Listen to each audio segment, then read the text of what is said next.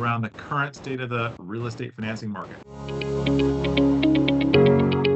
All right, welcome everyone to the GSP podcast, The Landscape.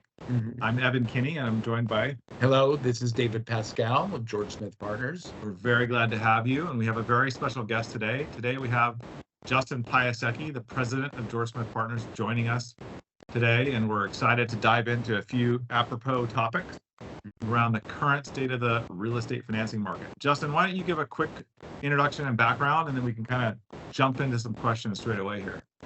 Yeah, absolutely. And thanks for having me on, guys.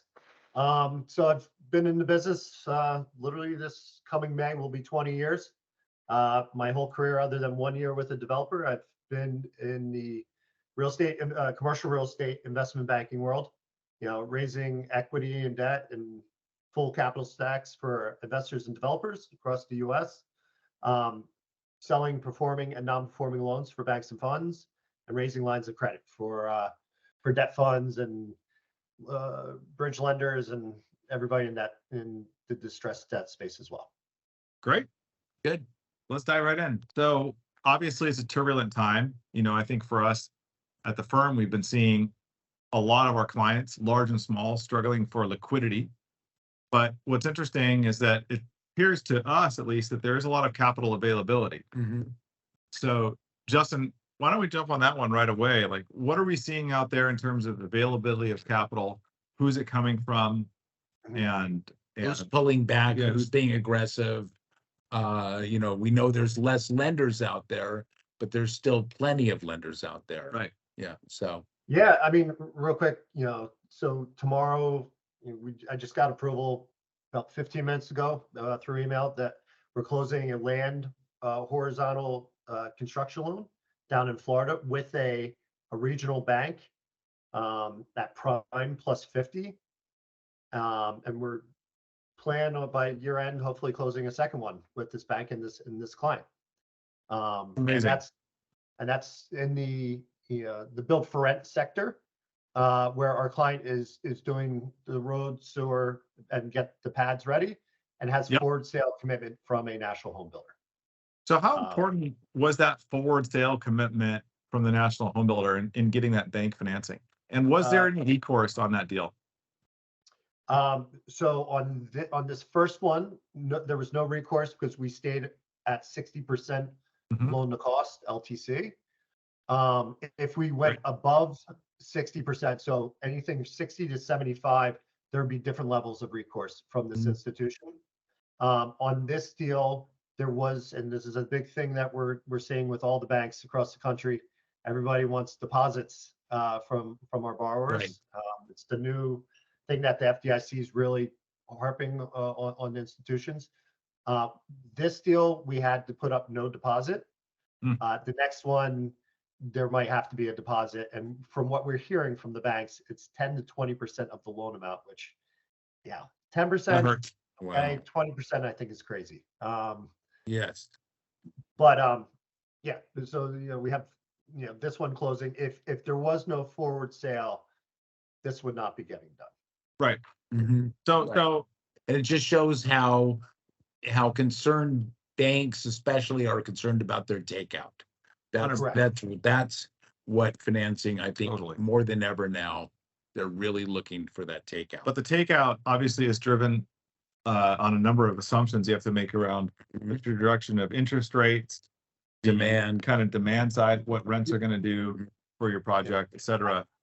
I'll tell you guys this. We have a deal that's signed term sheet, and up in Detroit, Michigan, it's a conversion office to multi, and the bridge lender, the construction bridge lender that we're bringing in, they are asking now if we have a bank that can write a letter that they're interested in providing the takeout 18 months down the road. Wow. And which we do actually. Oh, interesting. Yeah. Well, I mean, that's hard to get because obviously it's hard to get enough commitment for next week from a bank, much less 18 months from now. So what are we seeing in terms of capital availability? We touched on it. Justin jumped into an anecdote around a bank providing financing. I think, at least from what I can see in our tracking and also in my own deals, most of the financing is coming from non-banks. We're seeing a lot of debt funds, Yep. shadow banks, private capital in the form of debt funds that are often working on bank lines, though. Right. So the bank lines aren't there, so pricing is higher, Mhm. and there's just a hesitancy in the marketplace, I think, for people to uh, refinance today, given interest rates. What type of let's talk a little bit, Justin, about the equity side of the coin here. You know, what are we seeing? Obviously, there's a tremendous Yeah. number of rescue equity funds in the marketplace. Give us a little thought on where you see that going and what you see people doing. And what are their yield targets? Are they Yeah. going in as pref, participating mortgage, or classic equity? Yeah, so we've been lucky. We have a client in Washington, D.C. that's in the affordable multifamily sector, both on the ground up development, but also on the rehab side of things. We've raised since April 3 LP equity checks for 3 different deals. Knock on wood. We have the 4th closing at the end of this month. The money's coming from a REIT. Yeah, and so we've been able to get traditional LP equity done that way. I will tell you, and I think all of us have been living it. Most LP equity providers or traditional groups have scaled back immensely and are focused more on providing, David, as you mentioned, mezz and pref. They would rather be in, or if they are Right. using equity, it's for buying distressed debt. Mm-hmm. And they're sparingly. Well, they're waiting for it to really start to show up. They want to have their powder dry. Right. And so that's what we're seeing in regards to returns. Everybody wants I would say 20% returns plus, because that's what you're going to get if you're buying distressed debt. And I was with a CEO of a large multi-billion-dollar fund a week and a half ago. He said, "Look, I have $1.5 billion of common of cash just for equity, and I'd rather put it into a mezz pref piece where I can get 15, 16, 17% equity type returns. And you know what? If the deal goes south 18 months from now, I'm not in an LP position. I'm in a mezz pref position. I could step Right. into You're place. getting your full yield. Yep. So that's interesting. You know, let's talk a little bit, let's focus back on capital availability. I think from our perspective, where we sit in the middle of the capital market, we have a unique insight on the flow of capital, at least where it's sitting and who's banging at our door for deals. But maybe some of our listeners don't have that same perspective. Let's try to break it down a little bit based on asset class and geography. Justin, based on the conversations you're having, and David, maybe you as well, let's dive in there a little bit and see, if we can help some of our listeners uncover things they might want to take a look at. Well, I would say that in the big three, we just hear a lot of desirability, and we've seen a lot of funds concentrate on equity funds, apartments, industrial, self-storage. Mhm. So I would say those are the three. And then if you look at, iOS and industrial Outdoor storage. outdoor storage, industrial land, which was kind of a mom and pop product type a few years ago, has now got a lot of funds buying up industrial land because so much of the fallow land has been taken up by development. So the remaining land is very valuable because it's near the infrastructure hot points. So we're seeing, that asset class take off. And then, within multifamily, you're going to see people looking for some kind of distressed opportunities, maybe, the classic 3-year bridge loan that is coming at the end of its cycle where they're not hitting their numbers, the equity's been wiped out, things like that. We're seeing just within that asset class a quest for basis, Yep. and and I would I'll add that we've seen a big comeback lately in grocery anchored retail, daily needs, hyper local retail, as opposed to the the big box. David, I would agree with you. In regards to industrial, the big box, big Amazon, big box, industrial has been popular the past couple of years. A lot of groups are now shying away from that, and it's more the small and medium bay it's the new hot new product in the industrial market. Interesting. We're hearing from people, and frankly, Describe that physically, like for the listeners.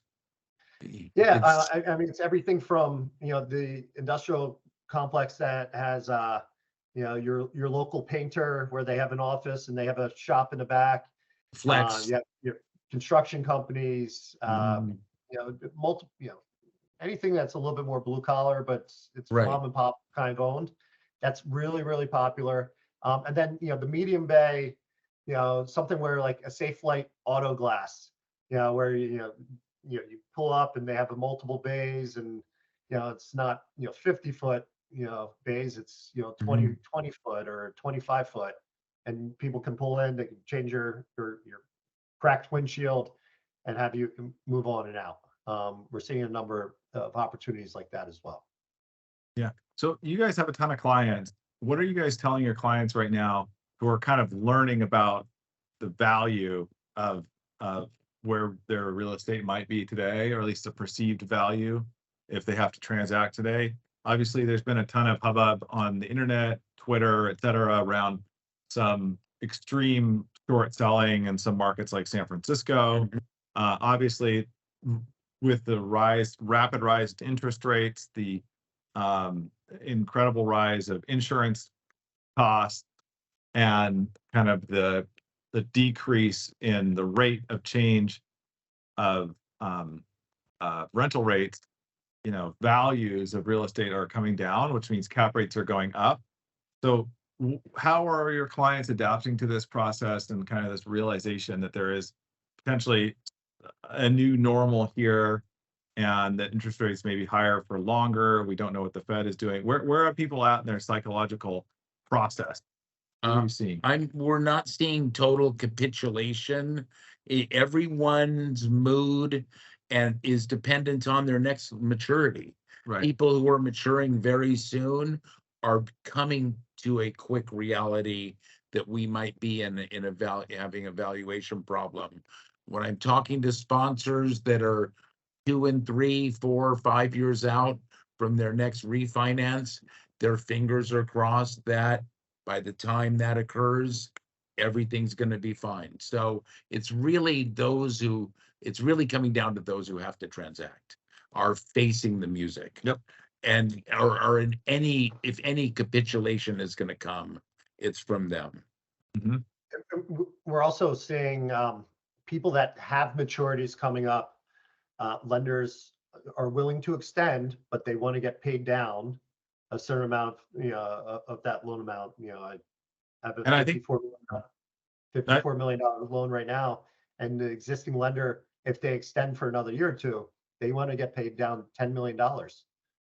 Right. And I think we're seeing a lot of capital that's willing to come into those capital stacks, Justin. And so I know for us, we're discussing that with a number of clients, like trying to figure out how to bring in alternate capital to help restructure an existing capital stack. I don't know, Justin, if you want to jump and expand on that one a little bit, because that's kind of interesting. Yeah, I mean, the deal that I just brought up to you guys, $54 million payoff. We've round every different scenario known to man, other than and our client will be coming with some fresh new equity, but we've come up with a structure of a ground lease, and a CMBS loan, and it's the difference between our client having to come up with probably $12 to $15 million of cash and go with a bridge lender, or pay off their existing, or with the structure that we came up with, which includes buying down the rate on the CMBS, allows my client to actually cash flow and maybe starting this coming year give a dividend to their investors. Amazing. Right, that's huge. Yeah. So but, I'll be very honest. One last thing, a lot of lenders are playing hardball. They are not willing to give on. I think if push came to shove, they might give on an exit fee here or there, but they're not playing around. I mean, they want to, if they're going to extend, you Mhm. have to show them some good faith and bring real Some cash. cash in. Yeah. Now let's talk a little bit more about that, because we've been hearing, that let's say new cash is required, and let's say the existing equity is maybe played out on contributions. When that, if they get new equity to come in for this new cash in refi, what we've been hearing is that new equity now maybe can cram down the old equity to something like a hope note, and that's and we're not really trying to give bad news to old equity here, but we are trying to say is this is what new equity is expecting. Do you want to talk a little bit more about that, Justin? Yeah, I mean, it's no different than what we lived back in 2009 through Exactly. 2011. I was a young guy, but worked on a team where I was younger. We did some pretty large recaps in New York where Mr. Office owner was losing his property to foreclosure. We went out, raised fresh equity, negotiated a discount payoff with the existing lender, and then went out and got a new loan from a new debt provider. And for that, the personal guarantees were waived, but Mr. Owner, who was also the manager, got to stay in as manager. As you said, retained a sliver of equity, but once the world got better and he hit certain hurdles, was able to get a promote back in the deal. Right. There you go. We're not 100% there yet, but we're in the next 6 months, we will be there with a lot of different groups. And right now, the conversation that we're having with our clients is, hey, you need to start, advising your own equity investors. If they're not making their capital calls, somebody's getting crammed out here. Right. Otherwise, outside capital will come Yeah, in. exactly. Yeah. Institutional. So, they have to get ahead of this now. 100%. So, any final advice here for folks that are out there, maybe trying to figure it out? Maybe they're trying to find a new deal, or they're in an existing deal where they're having some trouble. What are we looking at, David, with respect to what's your interest rate prognostication and higher for longer and all that? I mean, higher for longer is starting to be retired now. There's a new feeling, and really just after last week and maybe the week before, that we could be seeing some cuts early next year, and that the Fed is done increasing. It's speculation, and of course, when you see treasuries rocket down, that actually makes the Fed more likely to raise rates because they like rates to be high. But I think we're at the end of the hiking cycle, and you'll see that the SOFR rate, floating rates maybe relax into the middle of next year or later, and the Treasury, look for it to be volatile going for the next 8 months. So if something works for your deal, it's hard to imagine being able to game it much because things were in an unprecedented time. That's my thought. I would say, look, call your broker, call us. We have over 200 deals in our pipeline, and we're closing deals still, both on equity, debt, mezz, pref side. But we're also seeing every type of deal and every type of scenario, and working on multiple different structures, as Evan, you mentioned. And so we can look. This is where we put our advisor hat on. We're not, as much as we love closing deals and making money, our job is to be a fiduciary to you, as borrowers, and to help you solve this problem in today's Absolutely. market. Absolutely. So, David, where do they find out more about us? Go on www.gspartners.com, subscribe to our newsletter, FinFacts, and then you'll be in the know on all our podcasts and our newsletters, etc. Absolutely. Justin, thank you so much for joining us. Thanks, Justin. Great to have you. Great speaking to you guys. And we'll see everyone next time. Okay, That's it. Take thanks. care. We'll see you. Bye-bye. Bye.